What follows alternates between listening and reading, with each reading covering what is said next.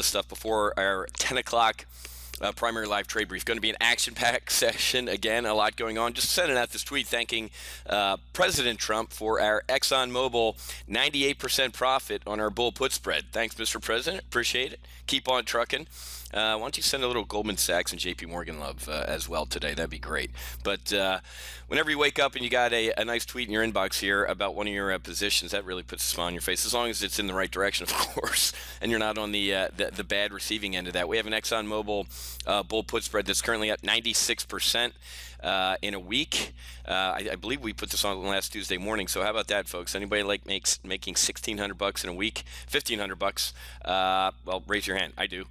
So really, really nice trade. Our long call diagonal is also going to start looking pretty good. Told you, folks, what's up with ExxonMobil? Well, it's investing $20 billion in their Gulf Coast facility. I can be honest with you. These plans were, third paragraph in. We note that ExxonMobil had already began investments in these facilities along Texas coast, Louisiana in 2013. But anyway, the headline is $20 billion. That's going to pump the stock up. Pre-market, we're up to, what's the quote here? 83.05. So I have some short 82 calls I got to manage. No biggie. The first thing you do if your short calls go in the money is what? Congratulate yourself. You were right. You were right that the underlying was going to go up. Part two, you were wrong about how much or the magnitude, but who cares? You made more money on the deep in the money, in this case, 80 delta calls going deeper in the money than you, quote, lost on the short calls going in the money. We'll manage them. Good stuff. Love what's going on. Quick reminder, folks, for all my full throttle folks, and I think I'm actually going to try and invite as many people as I can tonight. Doug's been on the phone for the past couple days and last week with the folks in Full Throttle who want to take their trading really supersonic to the next level. You're getting ready to wrap up your Full Throttle training with Doug. I need you to head to go.topgunoptions.com/get-WGC. That's Get Wingman Group Coaching, okay? Get-WGC, and you can click. There's some of our current folks in the WGC program, what they had to say about it. Here's all the details on it. I'm going to cover it a little at 7 o'clock tonight with Doug. And just click on the blue button. It takes about 3 minutes, literally, to fill out a little questionnaire. So when Doug gives you a call to see if the Wingman Group coaching program is right for you, he's got a basis to go from, and you're not talking pleasantries for 20 minutes and then about you for 20 minutes. So click on this. Like I said, Doug's been really busy on the phone, folks. So if he hasn't gotten to you yet, he will get to you, obviously. Everybody who applies will be considered for the program. This is the next level, folks. It's only 7 to 12 traders max. We do not take any more. 10's perfect. We had 7 last time, and a couple people who couldn't make the last one wanted to get in this one, so it's a great deal. So get-WGC, fill out the quick online form. Doug will call you, and let's get airborne. All right. Strategic brief. North Korea, folks. This is again. This is getting uglier as we focus on Russians, and yes, I'm involved in the Russian investigation since I flew with a bunch of them this weekend. I'm sure I'll be testifying in front of Congress here soon. I don't care. Hopefully, going out and destroying some stuff later in this week down in Miami with them. Then there really will be a big investigation. But this is what we need to be focused on, folks. I told you this yesterday. Japan is on DEFCON 1, folks. They are in their highest defense readiness condition, folks. If we are on DEFCON 1. We would have airborne bombers, not sitting on the ground. They'd be airborne, just droning holes in the skies, waiting to be pointed in a direction to go attack. That's how serious it is over in North Korea right now, and people aren't paying attention to it except smart folks like us. North Korea diplomat warns of major escalation that might turn into actual war. Okay, I know they say that every year, Wiz, but they also don't fire 4 ballistic missiles in the Sea of Japan. We also don't deploy the THAAD, Terminal High Altitude Anti-Defense Missile System, to South Korea. Folks, this is trying to hit a bullet with a bullet.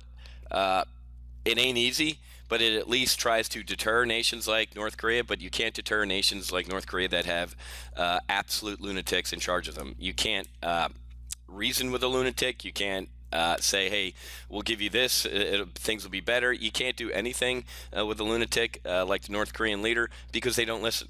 Okay, they're the only thing that's right, and if they want to go down in a blaze of glory, guns ablazing, they will. That's why China's worried about North Korea. They're like, hey, we can't even sit on our troubled cousin here. They even cut off the coal to North Korea, and kind of sounds World War II-ish, right? When we cut off oil to Japanese, a lot of people started getting pissed, and a war broke out. So the Chinese cutting off coal has me a little worried. Hollande is a little worried in France about a Trump victory. I mean, a Le Pen victory. So even though all the libs and the polls in France are doing what they did here, it's a slim chance she's going to win. There is a populist movement popping up in Europe, just like the United States, folks. We got to keep on an eye on what's going on in France. Finally, Speaker Ryan, you come out of your hole or your cave, and we finally get a repeal replace plan. Folks, this is awesome. I don't care that the futures are flat to a little bit down.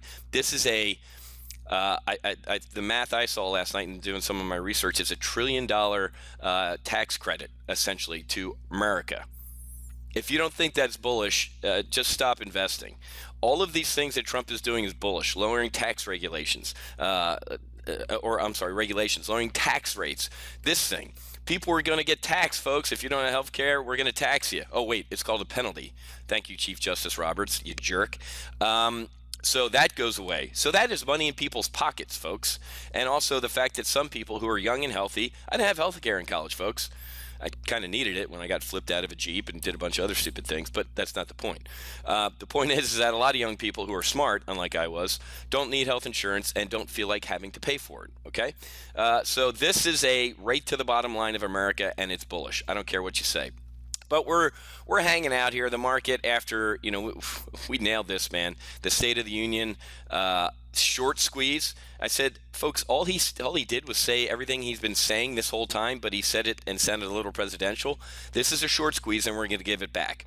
Sold two bear call spreads into it, which looked great, or at least one of them hit max profit, the repair trade, and then I put a bull put spread on in our weekly options live trade brief yesterday. We're going to be flat as we kind of wait and see what the Fed's going to do. I think the last time I looked this morning, folks, it's zipped all the way up to an 84% probability, the Fed funds futures rates, that the Fed's going to raise rates next week. It's a given. If she doesn't, I think the market sells off at that point, because the market goes, whoa, what's the Fed seeing that's bad that we're not? So fully priced in right now is a rate increase of next week, and I think we go higher.